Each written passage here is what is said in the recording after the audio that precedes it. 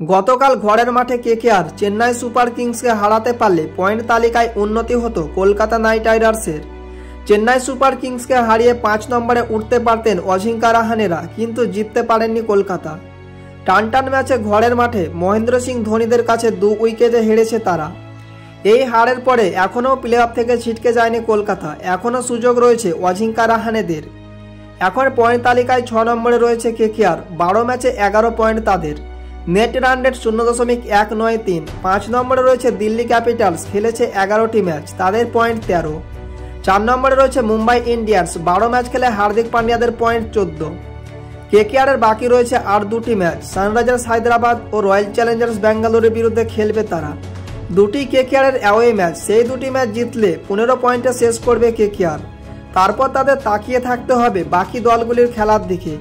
তবে একটি ম্যাচে পয়েন্ট নষ্ট করলেই প্লে অফের অঙ্ক থেকে ছিটকে যাবে কেকেআর। আইপিএলের পয়েন্ট তালিকায় প্রথম 2 দল গুজরাট টাইটান্স ও রয়্যাল চ্যালেঞ্জার্স ব্যাঙ্গালোরের পয়েন্ট ইতিমধ্যে 16, অর্থাৎ তাদের টপকানো কেকেআরের পক্ষে আর সম্ভব নয়।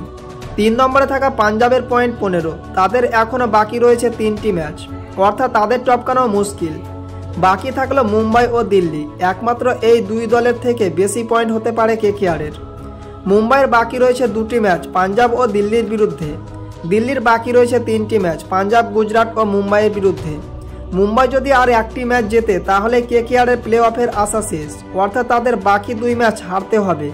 সেই ক্ষেত্রে দিল্লির কাছেও হারবে মুম্বাই। দিল্লিকে তাদের আবার বাকি 2টি ম্যাচে হারতে হবে, তাহলে মুম্বাইয়ের পয়েন্ট হবে 14, দিল্লির পয়েন্ট হবে 15। সেই ক্ষেত্রে কেকেআরের নেট রানের বেশি থাকলে দিল্লিকে টপকে প্লে অফে জায়গা করে নিতে পারে কেকেআর।